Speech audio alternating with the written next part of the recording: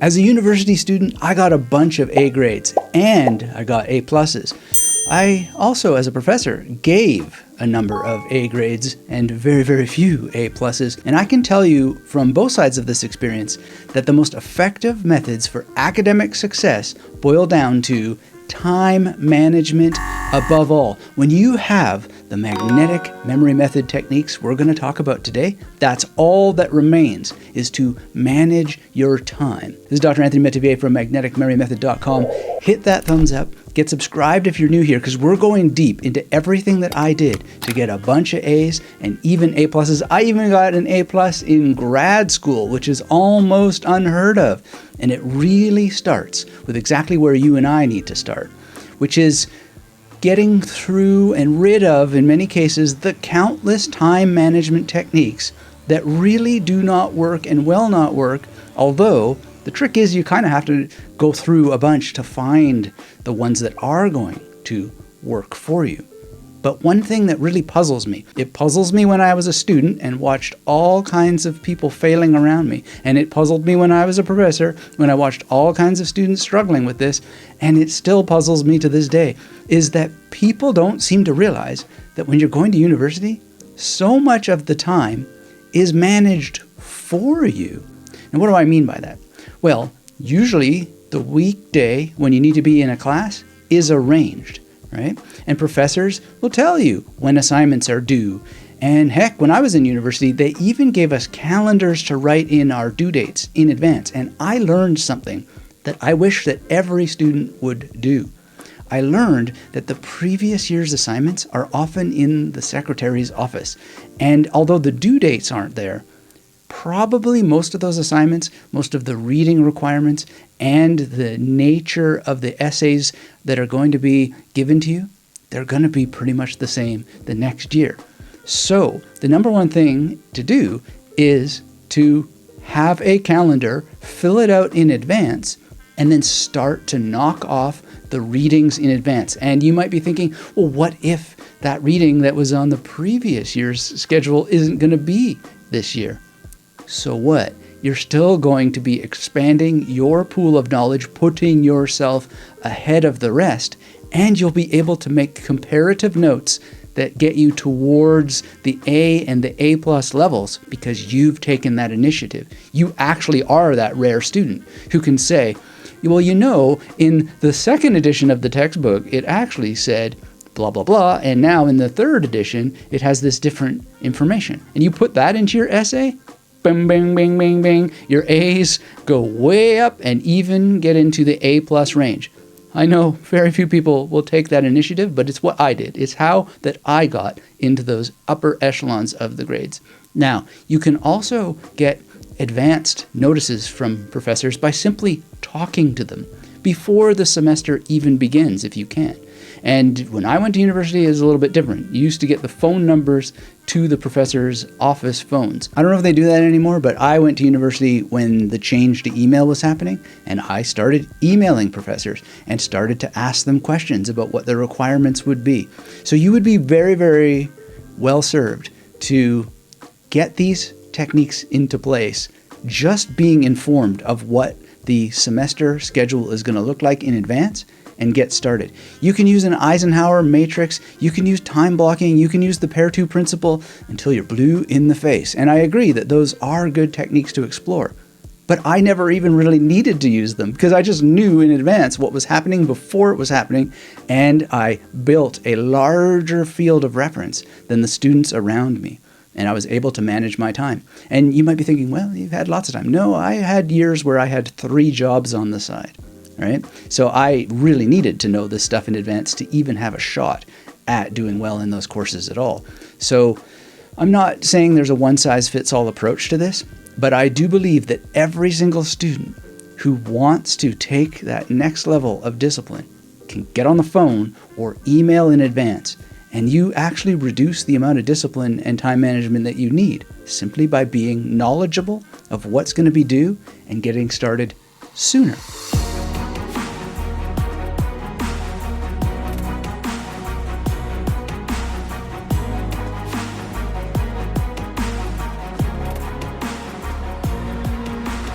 Now, the next tip that I have for you is to optimize your environment.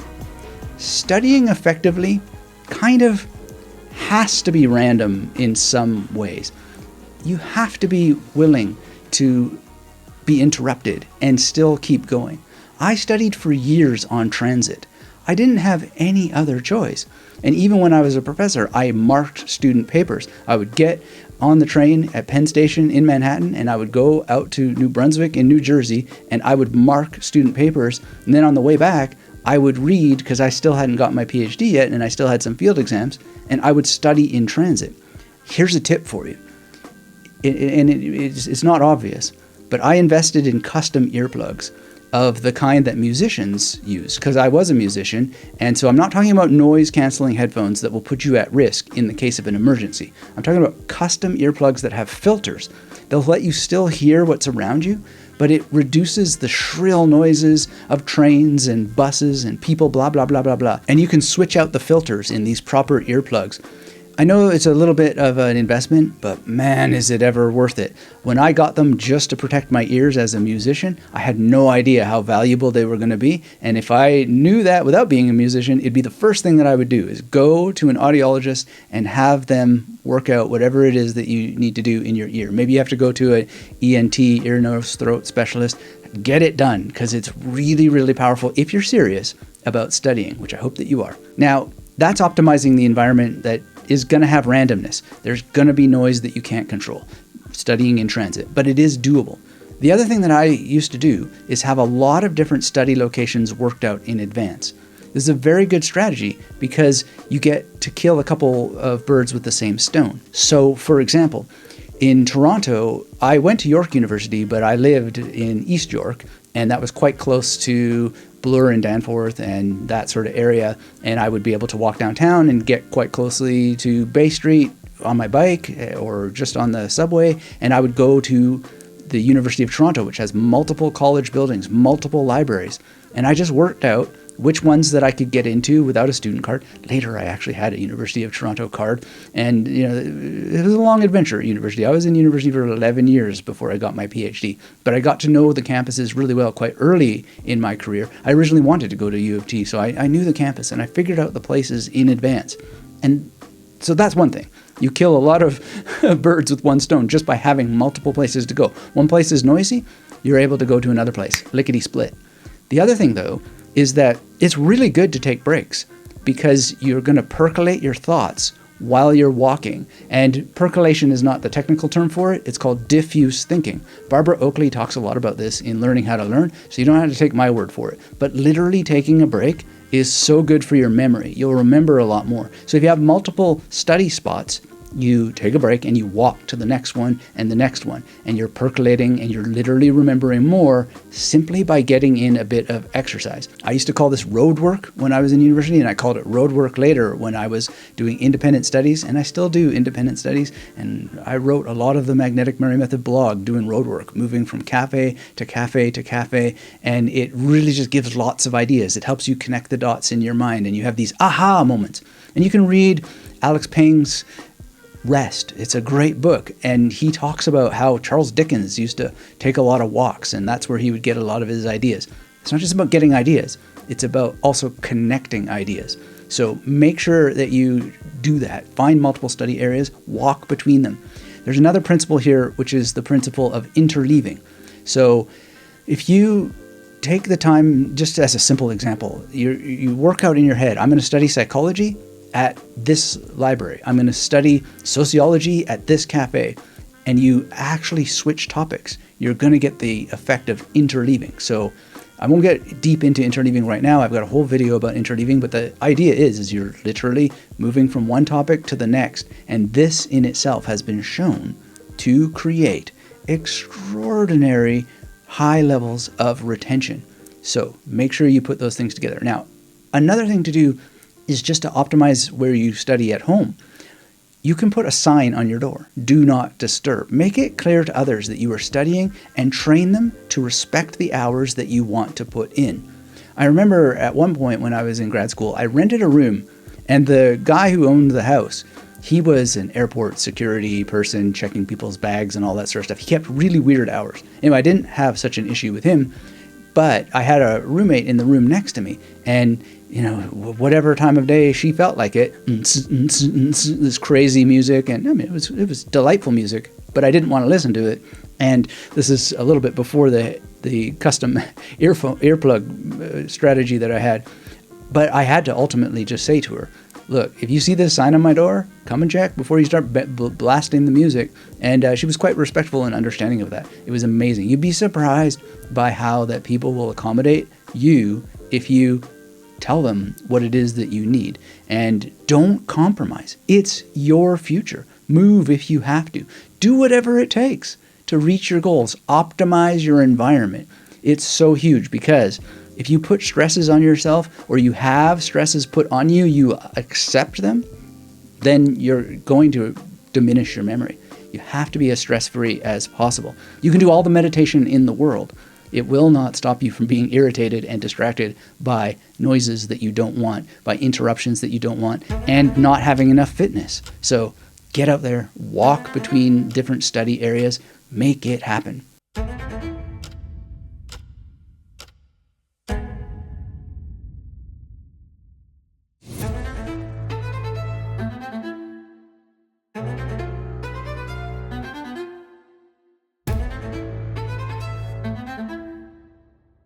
There are too many kinds of note-taking methods to cover them all. But at the end of the day, one thing to consider is that you just experiment with different ways to take notes. Trying to find the best is not necessarily going to serve you, because what you really want is to be flexible and to be able to take notes in such a way that you get the job done no matter what's happening, because sometimes you're just not optimized. However, one way to make sure that you are as prepared as possible is to make it as small as possible. So I love what are sometimes called Zettelkasten. That's the German word here for basically notes in a box. But at the end of the day, there's many ways to use index cards, and I've used them for many, many years, and it's very powerful. And I combine them with memory palaces. This one in particular is for studying declension tables, and it's really cool how it works. And it's almost mixed with mind mapping, because the central image tells me what the core information is, and then different parts of the declension, I do puzzles. This is called active recall in memory science. I don't give myself the answer. So here up on the left of this memory palace, the square represents a memory palace, is Chomsky. And why would I have Chomsky there? Well, because if I give myself the answer, and there's no answers on the back, right? If I give myself the answer, I don't give myself an opportunity to learn. I don't form memories. But when I look at Chomsky, I go, oh, that must be the nominative clause, right? And then down here it says Sega. Well, Sega is a video game console, right? So Sega Genesis reminds me of the genitive clause. And then here is a very poorly drawn Star Trek logo to remind me of Data, the robot, which is the dative clause. Anyway, there's a guy with a guitar. He's supposed to be the player from AC/DC to remind me of the accusative clause. ABBA for ablative. Some singer with a microphone for vocative. This is really, really powerful, because they're lined up on a memory palace. And then when I'm learning the conjugations, just, oh, well, first person, singular, Magnus, right? And then plural, Magni. And so I just have Magneto from the X-Men. And so Magnus, he's throwing a US flag, Magnus, at, with his knee, better said, and that is going to a different person. So the plural is Magni. At least that's what I think I remember. And that's all happening in a M memory palace, but it's in mixture with the index cards. Carrying these cards couldn't be simpler. And the way that I used to do it to keep organized, this is going to seem a little bit weird, but at the end of the day, how you fill them out is really something to explore. There's all kinds of people who have all kinds of strategies. Exploration, experimentation, that's the strategy that I would suggest. But carrying them around is very, very simple. And then what I used to do is mark them out in the way that I worked out, and you can find more specific training on how I did that on the Magnetic Memory Method blog or on my video about the Zettelkasten technique. But the important thing is that and again, this is a little weird, but I used to carry around, and I still carry it around when I go to libraries, lunch bags. And then when I'm working on a topic, I would go and I'd have elastic bands sometimes too, but now that I live in Australia, the elastic bands melt into the cards. So I use plastic bags. And if I'm studying a particular scholar or whatever, I'll just separate all those cards, either with elastic or in a little baggie, and they're going to be basically separable. If you're reading a book, you get 10 from a chapter, you don't necessarily have to memorize every single note from that chapter. If you realize later, actually, there's only 5 important points here, well, then you can put those 5 important points in a memory palace. But if you label them in the order that you extracted them from the book, you can take them out and you can then put them back into the order that you got them from the book. And then later, if you decide, well, I have to go and memorize them after all, you basically never have to look at that book again because you have all the core details in the order that you took them from the book, and you can sift, sort, and screen them in different ways. But if you have your memory palace and it's drawn out, and let's say this is a piece of information number 1, you can place it and just look at your card and have your memory of the memory palace, and you're reducing the cognitive load to the smallest degree, right? And it makes it just so easy. And later, you don't have to use this. I don't use it that much anymore, but I will if I have to. Like if I'm feeling down or not very well in health and so forth, I'll just look at the information. The key is, when you're using this, is to try to be as minimal as possible and use little puzzles so that when you look at this, you're like, well, why is there a person here with a microphone? Oh, that's the vocative, right? And then that allows you to really focus on forming the memories. Now, in terms of memory techniques and learning a little bit more about it, basically you want to have an alphabet system. You want to have a peg word system based on the alphabet. You want to have memory palaces, each memory palace being based on the alphabet. A lot of people make a big deal out of this, but the reality is if you know where the building is, or you know what the building's called, or you know who lives in the building, it's always already alphabetized. So this is a very, very important thing to understand. You can turn those people inside of the buildings into memory palaces unto themselves as well. And it works a lot better when you know their names. So my friend Sven, I used him recently to remember a line in Sanskrit that's Svayam. And, wow, I could use his whole body if I wanted to. And I know a building that he's connected to. And, I don't have to use him in the building that he's connected to. I could use Superman. But all of this combinatory logic is very, very important, and it begins for different people in different ways, but I suggest alphabet system, peg words based on the alphabet, however you want to call it, with memory palaces, and then develop a number system. Mine is based on the major. There's other options out there. They're really just the same thing looked at differently, and they ultimately are also just alphabet systems, because if you say the word 9, that starts with N, right? You want a symbol system so that you can memorize formulas if you need to, and you want a spaced repetition system. These are all accelerated learning techniques. They may feel like you're building an airport in the beginning when you get started into it, but think about it. You do need an airport to launch and land planes as effectively and efficiently as possible. Yes, you can land planes in fields that don't have concrete landing pads. It's possible, but why would you want to? It's uncomfortable, right? It's the same thing with memory techniques. You can do yourself a favor, learn about memory science as well. It's going to help teach you to think better about using memory techniques because you know a little bit about what researchers have found, and you have so much evidence that it becomes less and less likely that you're going to refute it. And the other thing is, and I've already said it, spend time on the memory tradition. A lot of people, they ask me all kinds of questions. Well, can I do it this way? Can I do it that way? Yes, you can. There are no memory palace police. I'm not aware of any. Are there any memory palace police around here? No. So experiment, experiment, experiment. But when I share the things that I've found, basically what I'm telling you is that I've tried riding a bike with flat tires, and I can get the bike to turn, right? But it's so much easier if the tires are pumped up and I get to where I need to go faster. I have less stress, less wear and tear on my knees, and I just have much more fun, and I get there on time. So the memory palace is a topic for a different video, but that's the long and short of it. The A+ came from being able to form long-term memories as quickly as possible with minimum effort. So you want your alphabet system, you want a memory palace system, you want a number system, you want a symbol system, you want a recall rehearsal system. And that is going to help reduce your stress when you have it. Should take 2 to 5 hours to develop these systems. After that, it's all just practice. Now, speaking of stress, what you want is to not make the mistakes that I made in university.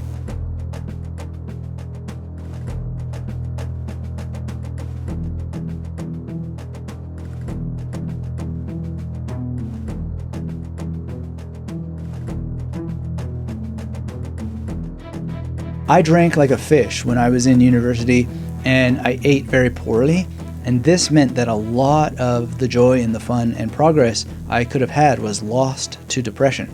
I thought it was helping my depression, but really it was making it worse. Now, sure, memory techniques helped, but I can't stop myself from imagining how much better I would have done, how much further ahead I would be now if I hadn't poisoned myself throughout really all of university. I even kept going after grad school when I was a professor in the early years of my professorship. Not smart at all. And so I would recommend to myself, if I had a time machine, to go back, work on diet, work on fitness, work on mindfulness practices, and have much more friends time where just doing healthy recreation, not boozing. I did have a lot of friends, but man, we were not taking care of ourselves. And there is something to that rule that you're the average of the 5 people who are closest to you. And when you're young, impulsivity can certainly make it seem like it's all okay. But I have a certain memory of kind of knowing it wasn't okay and doing it anyway. And there was a certain self-destructive edge. Anyway, I don't necessarily have all that much to suggest other than if you can get yourself out of those loops, if that's even an issue for you, do it. Because later in life, some of those party times, as good as they can be, even if they weren't as good as you remember them actually being, which they probably weren't, they can really start to affect you later. And, you know, I'm not a person who worries too much about regret. But nonetheless, if you want to hear more about my university stories and being a bit of a, I don't know what you would call it, crazy person, a party person, you can read my book, The Victorious Mind. And it all worked out in the end, except for it kind of didn't, because I'm paying the price for it now. You should avoid that if you can. Please. Well, should, dangerous word. But, you know what I'm saying? Just hear me out. And if you can pivot. It'll be worth it. I think you'll thank yourself. Your future self will be happy.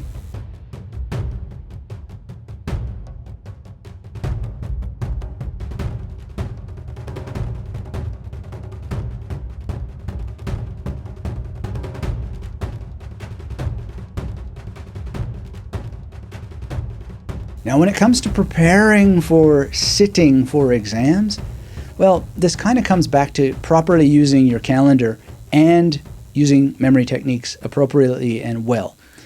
Because sitting for an exam is a stressful thing. I don't think there's a way to make the stress go away except preparation. Now, there is a cool thing called state-dependent or context-dependent memory, and it can be very useful if you're able to make use of this. And I was for a lot of my study career. Basically, what state-dependent or context-dependent memory is all about is that we tend to have a recall benefit when we study in the places where we're going to need to recall the information. So a couple of ways that I did this is that I based memory palaces on the university campus where I did most of my study. Not all my memory palaces, but a whole ton of them were reflected. So Atkinson College at York University, Bethune was a building at York University, and on and on and on. So I had not the entire alphabet represented, but a lot of it. And because I'd been in those buildings, I was taking exams in some of those buildings, or they weren't very far away from where I was taking the exam. So these are really important to think about. The memory science does show that you're going to get a benefit from context-dependent or state-dependent memory. And one of the ways that you can do this is take test exams or mock tests as much as you can, but consider taking them on the campus. And if you can figure out where the room is that you're going to take an exam, then use that room.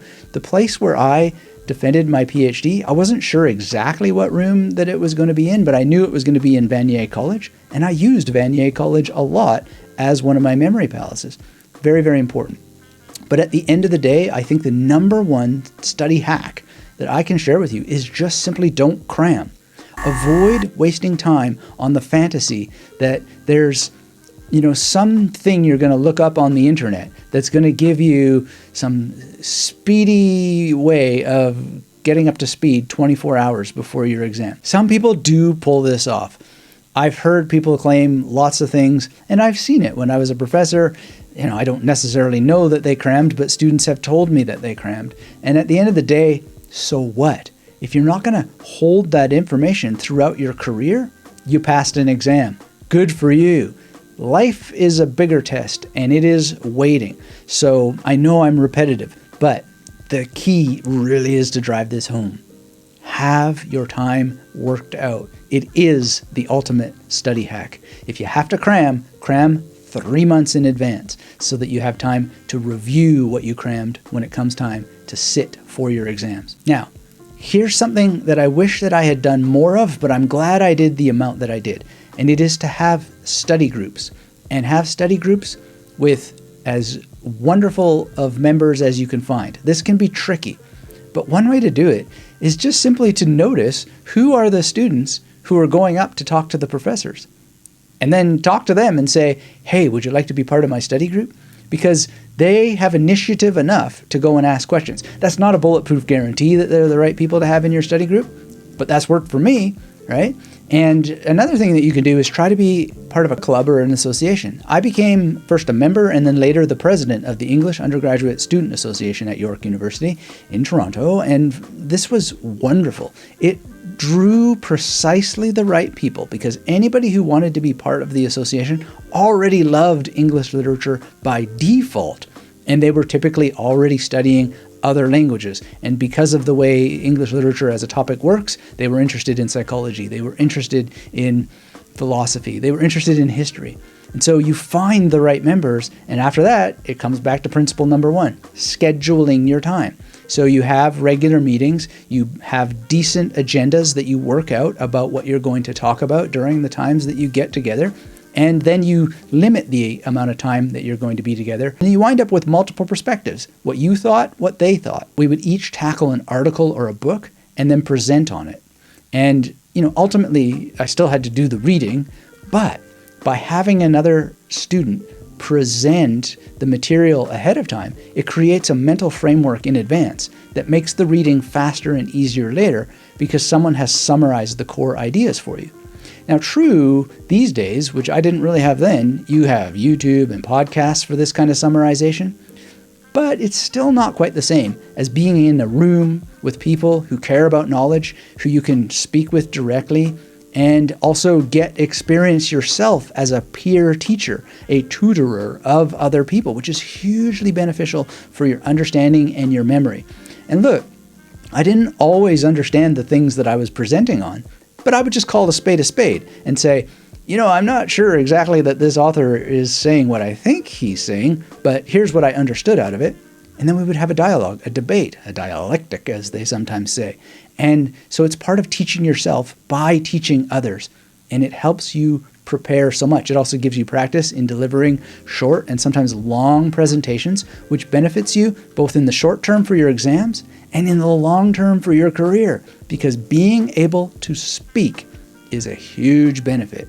It helps you be able to enunciate your thoughts in writing during exam settings, but it also just helps you be able to have that courage to get up in front of a crowd. And when you're hired by a company, usually they love it when somebody is able to put a message together and put it in front of other people. So it's an asset that you're developing even from day one back in high school, if you can get started, making your own study groups, learning how to present ideas, and do collaborative learning with other people.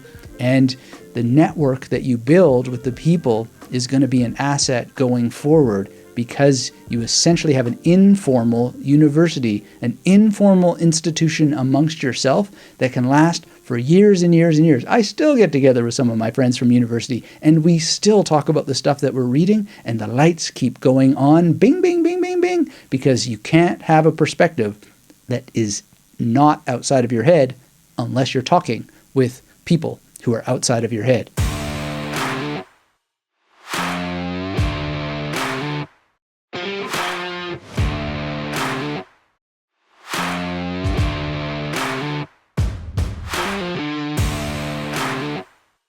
No matter what you're studying, no matter where you are in the game, I strongly recommend that you work on your reading skills and your comprehension skills. And there is a shortcut here. And it's a shortcut that is one of those things where the foundational way is the fastest way. So I recommend that you read a lot and build your vocabulary as you go by memorizing new terms that you come across. It's that simple. A lot of studies show that the reason why people are slow in reading is they just don't have recognition of the terminology. So you're instantly going to read faster and understand more by taking a moment to write out words you don't know on cards, put them in memory palaces, then you know them. And then you get compound value year after year after year as you know how information is used by authors who are experts in their fields. Now, the next thing I would suggest that you do to improve reading and comprehension is write summaries of what you're reading as much as you can. Now, I know it doesn't sound like a shortcut, but it really is. It helps you in exactly the same way. You develop pattern recognition and you ultimately wind up being able to quickly assess key points because you get practice in being the person who produces key points. So you are a peer of fellow writers, not just a consumer of them. But be humble, though. Mistakes will pretty much always happen. I make a lot of mistakes. There's a guy who told me that I was a perfectionist. I was like, have you seen any of my videos? Have you read any of my books? I'm so far from being a perfectionist, it's not even funny. And besides which, perfectionists aren't even perfect at being perfectionists. The key is to be humble, to be willing to make mistakes, and be willing to go back and read things again if you have to, and get into the habit of rereading. You know, a key aspect of reading is to challenge yourself, get outside your comfort zone, read above your level, but also reread books that you've read before. Don't worry about whether you understand what you've read all the time. And if you feel that you're getting bored or something like that, try to get focused in your body and get interested in your boredom. Because what happens to me a lot is that moments of insight will arise and you'll go, well, why didn't I see this before? And often the reason why you didn't see it before is because you thought you already knew it. But the reality is that even if you already knew it, you still owe it to yourself to review it, right? So rereading is not a problem. And I do like to not have to revisit books again, but this is context dependent. So if I go and take a bunch of cards out of a book, I may never be able to go to that library again. When I had a Mercator research grant, they had funding in there for me to fly all over the world. And I went to libraries and there was no way I was ever getting back to those libraries, at least not anytime soon.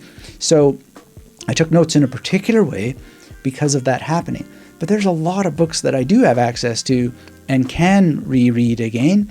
And rest assured that I will.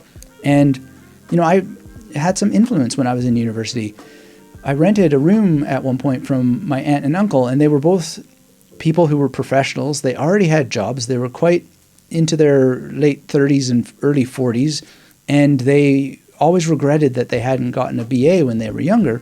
And I remember watching my aunt, and she would just read a textbook from beginning to end. This was in the topic of psychology. And then she would reread it. And she didn't have all the time in the world, but she would take that time to do this. And exams were coming, but she did what I'm telling you. She had a scheduler, a planner, and she knew in advance when those exams were coming. And she made sure to take every opportunity to be prepared in advance. So reading and comprehension is not about understanding all the time the first time. If it doesn't come clear the first time, that's not a problem. That's a path to the solution. There are philosophical concepts that have not come clear to me until 30 years after reading some of them. I'm not even remotely ashamed of this. I just hadn't read and reflected enough to connect the dots. But if I had read above my level sooner, and if I had reread some of those things that were above my level sooner, I would have connected those dots a lot sooner. And know that people who are testing you are not necessarily against you. Sometimes they're testing you just to see how that you can speak humbly and honestly and so forth. I'll never forget being asked in my PhD dissertation defense, how does your thesis about friendship reflect the situation in modernity? Huh? Modernity could mean so many things. Now, I passed, of course, but I didn't exactly know what he meant. But he meant really the technical term modernity. And another thing I was asked was, what was my theoretical grounding? And I asked this external, as he was called in the grad school setting of PhD dissertation defenses. And he said, the grounding. And I said, what do you mean, like ontology? And I wasn't exactly sure what he meant by this. And I was just had enough courage to say, I don't know what you mean there. And then when he said, well, I just want to hear what you have to say. Nobody was against me. I mean, there was one person on my grad committee who was against me, but they wanted to hear how I would process these things. And so that's another thing about taking exams that I would share with you from my experience. When I was an undergrad, there were courses I did not want to take. Oh my goodness, they were requirements. And it was tedious and annoying that they were there. But I had to do them. And they had professors that didn't like me. And, I'm more mature now, so I wouldn't dislike them now. But I disliked them then. And I had a bad attitude and a stick up my butt a lot of my university career. But at the end of the day, one thing that I knew was that professors are humans too. And sometimes they have wording on their questions that just simply is not very well worded. So what I would do is I would go and ask about the wording and so forth. And if I didn't get clarification that made sense, then what I would do is scratch out the question and I would write what I thought was a more appropriate question. And if I didn't have space, I would write on the back of the exam what I thought was a better answer. Now you might be thinking, that's insane, man. And I'm going to tell you something. It's insane not to do those kinds of things because university at some level is just a game. Now you do you don't have to take the risks that I took, but I knew a lot about how the university was structured. I had friends whose parents were professors and so forth. And at the end of the day, if you have to, you can go to the department and you can say, this exam had wording on the questions that were not clear, and I would like my grade reevaluated. I've done that. It's part of how that I got many, many A's and A pluses, because nothing is as fixed in stone as you think. And that guy who asked me, what's the theoretical grounding of all these things? I was asked some very, very hard questions at my PhD defense. And one person was against me. She was so against me, she tried to throw me. She didn't throw me, though. I had memory techniques. I quoted things verbatim in different languages during my PhD defense. And at the end, the external, his name was Victor Vitanza, he said to me, Anthony, the only guy cooler than you is Miles Davis. And I guess what he meant is that I wasn't willing to take BS from other people. And I just rolled with the punches. And when I didn't know something, I said so. I asked for clarification. I was humble and modest. But when I did know something, I wasn't going to just bowl over. And Vitanza told me that he had seen people reduced to tears in these exam situations. And really, the reason why I wasn't is just simply because I let go of the outcome. I had a certain attitude. I prepared the best that I could. I did a lot of meditation. I did a lot of breathing exercises and all that sort of stuff. I memorized like crazy. But at the end of the day, I also knew that it's partly and largely just a game. And when you play it like a game and you don't take things as set in stone and unfixable later, it's all fixable later. Or at least you have a shot and you can go to various bodies, ombudsmen, all kinds of things to have your case heard. So it's not over till it's over. All right? Keep that in mind. It helped me to know this, and I made use of it. I took advantage of it. And right or wrong, at the end of the day, it is largely just a game.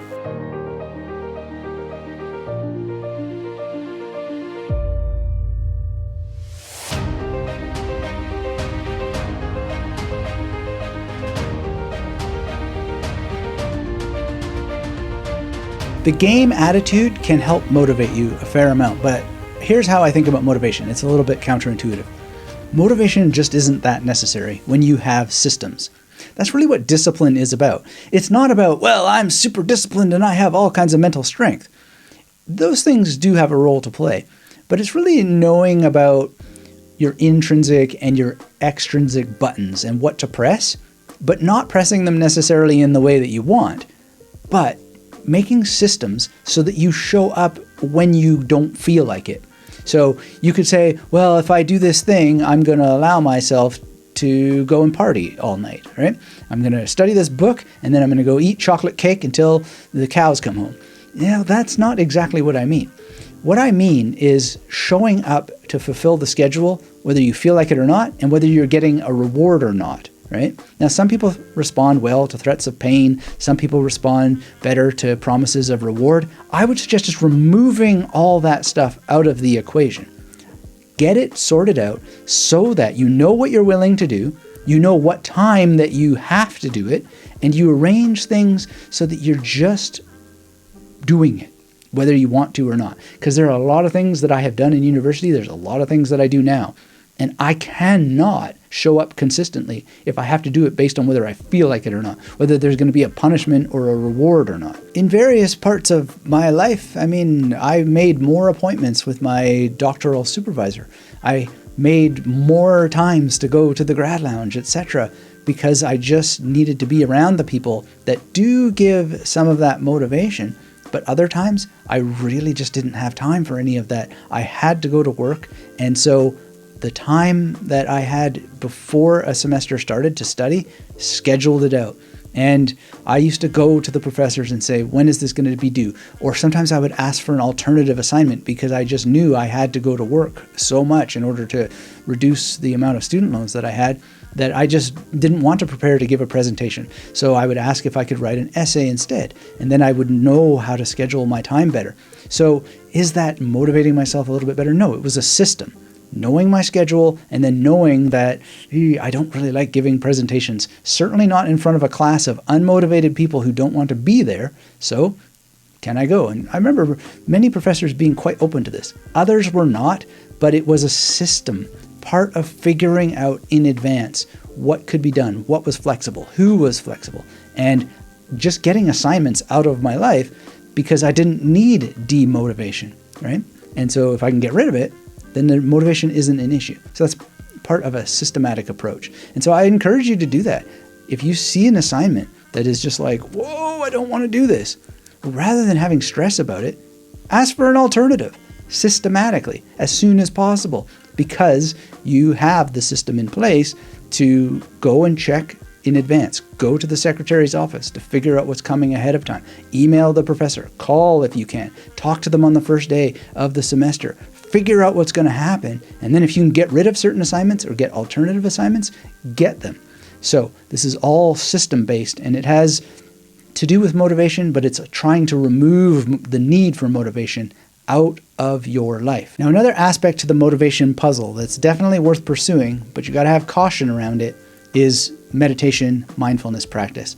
Now, the only thing that I really want to say is make sure you understand the difference between tonic and phasic dopamine, because dopamine spikes, or phasic dopamine, that is not the greatest thing in the world. And a lot of people are suckered into it, and it's why they're doom scrolling on the internet and so forth. This is a controversial point. There are people who talk about it on various platforms of the internet, and they say, oh, no, you don't have to worry about that. But usually those people are trying to sell you an app, and it's a study app, and shame on them, because it is a big issue, and they're skipping over not only what the science really says, but what common sense says. Phasic dopamine is an issue for your attention span. One of the people who supports this project, Joachim, hello, he told me, he said, thank you for making long videos because it's helping me restore my attention span.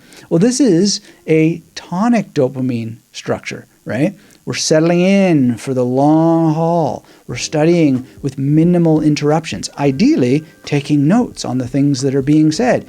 You could, set yourself up to have your own little Bible that you write for yourself in a summary form, or however you want to do it, about how to study better, how to use your mind. I've got a whole video on tonic dopamine and phasic dopamine, but at the end of the day, you want continuity in your dopamine levels. And there's a lot of science to it. The thing that I want you to watch out for, though, is that you can wind up feeling enlightened, because certain parts of your brain will switch on and you'll feel really great, but then you can get this kind of like holier than thou attitude, which is not great.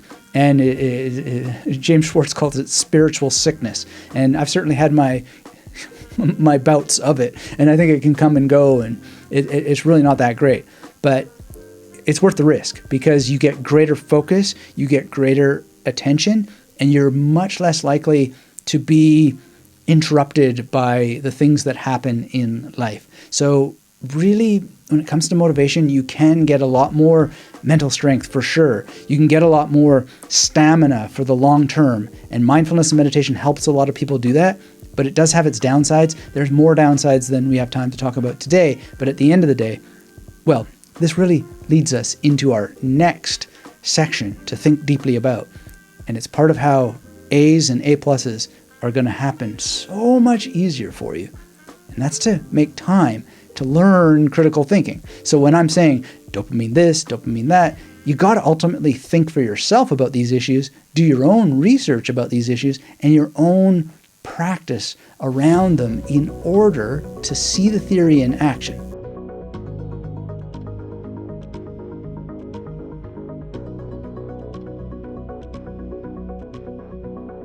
So much education involves humans who weigh what they teach and how they teach it based on subjective agendas. It's pretty difficult for anyone not to do that. I've got a subjective agenda today. I try to be as objective as possible, but like I just said, you can listen to me talk about phasic and tonic dopamine until the moon turns into cheese. But you need to spend time developing your own critical thinking skills. You have to be able to determine when teachers, people who create videos, people who write books, etc., when they're being too subjective, or when they're being slaves of some spreadsheet god, or when they are somehow so lost in their cognitive biases, they can't tell the forest for the trees. And I think that sometimes happens to me. I mean, I don't even know how to avoid it other than to constantly keep coming back, reflecting. Radical metacognition, you could call it, which is something that someone said that I was practicing when I was a guest on the Theories of Everything podcast, which if you don't know that podcast, it's really good stuff. Anyway, you'll be able to spot your own biases yourself and weed a lot of them out before they can take hold of you, before they can distract you. Maybe not all of them, but the way to do it is to start using critical thinking as quickly as possible. And very practically, this is going to sound super simple and almost silly, but the great Renaissance memory master Giordano Bruno talked about getting this up on a memory wheel because, as simple and silly as it might sound, it is critical thinking you can do on demand to save your skin so many times, and it's a memory aid as well. So critical thinking can help you form memories that leads to A pluses. Ask always why, where, when, who, how, right? And constantly rotate through this. Even more, as you're learning and as you're studying and as you're thinking about how different thinkers think, you can also ask, well, what would Freud say about this? What would B.F. Skinner say about this? What would the prime minister of this or that country have to say about this if you want to bring in a political element, you know? And then think, well, if this is true, who stands to gain? Always think, where's the power in this? And I'm not asking you to be political in your thinking, but there's usually some kind of person or group who gets a benefit if they're correct. And this kind of thinking is how that you're able to get into the A and A plus area, because you're rotating the issues through your mind. And think about how you can add more issues to your mind to rotate with. So get into the sciences, balance them with the liberal arts as soon as you possibly can. I was very, very lucky at my university. They made us take science as a prerequisite. You weren't just allowed to do English Lit. You had to take science in a variety of sciences. So I did astronomy and geography, and it is really, really important and powerful. And then when you start to think about things, you're going to triangulate just about any issue, any fact, and think both objectively and subjectively about it with cross-reference to other fields. Ultimately, where you want to get to is to become the best judge of your progress. You have to be involved. You can get A pluses if you want, but to make sure that you're giving yourself what you need, the certainty that you know what you know, you're going to have to decide for yourself. I suggest you journal every day, ideally daily. And if you can keep a couple of journals, then I would do that as well. I keep a snapshot journal every day. It's right here. It just simply lists what I did on a particular day, what some of the results of the activity were on that day. It has room for 5 years at a glance. So this is a new one. It's on its first year. I have old ones with 5 years at a glance. And as you go through year after year after year, you have basically a self-scoring, a self-assessment. It's very, very important. So that's one kind of journal. Another kind of journal is a discursive journal, where you just reflect on your thoughts about how things went, how things are going. You do this in prose. So the snapshot journal is a lot of numbers and a lot of this happened at this time. But a discursive journal is more, what are my emotions? What are my feelings? What are the dots that I connected? And you're writing summaries sometimes of books. There are many formal products you can buy that will help you with these different kinds of journals. There's the Freedom Journal. There's the Mastery Journal. I like those things, but once you learn the systems that are in them, you can just get a 99-cent journal at Kmart or wherever you like to go and just journal. I really think you have to have an experimental thing. Same thing with index cards. I mean, you've ultimately got to experiment and find your own way with them. There's many, many journal styles, just as there are many Zettelkasten styles. But what's important is that you're doing it and you're embracing a radical honesty. This is the strategy that will really help. And then when you can't figure something out, just start to journal. Well, what would I do next? If I want to really figure this out, what's the next obvious step? And the next obvious step sometimes isn't that obvious, but then ask, why isn't that obvious? And usually the answer is, well, I didn't do my research.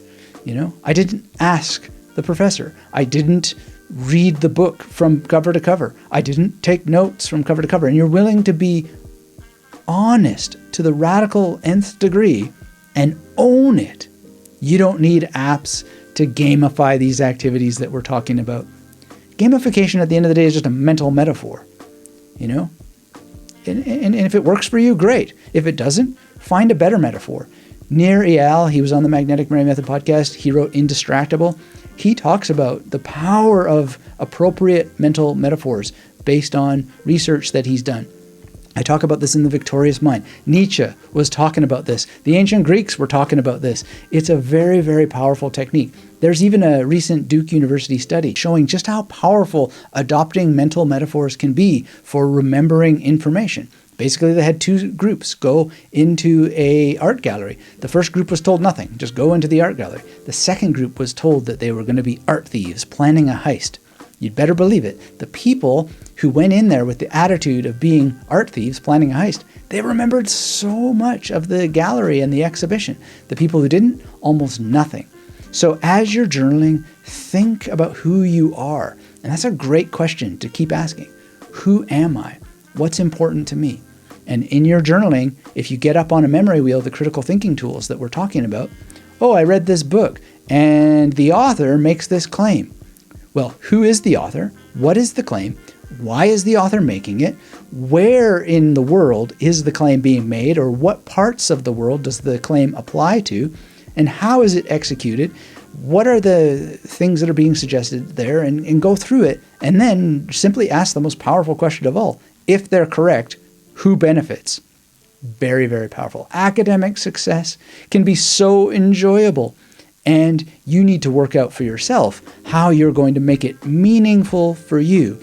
Personalize as much of the journey as you can. Constantly apply critical thinking to every suggestion you come across, and all of your study experiences will become much, much, much more rewarding. If you'd like more details like these, please get subscribed to this channel, hit that thumbs up, visit me at magneticmerrymethod.com/YT for the free course that I give if you haven't gone through it before. I'll take you through lots and lots of wonderful ways to optimize your memory, ideas that they do cause you to do a little bit of effort, but that effort is exactly what forms memory. And if you want more details on how to apply the Memory Palace technique to studying any topic with A pluses well on the way, on your transcripts, watch my video on how to apply memory palaces to studying next.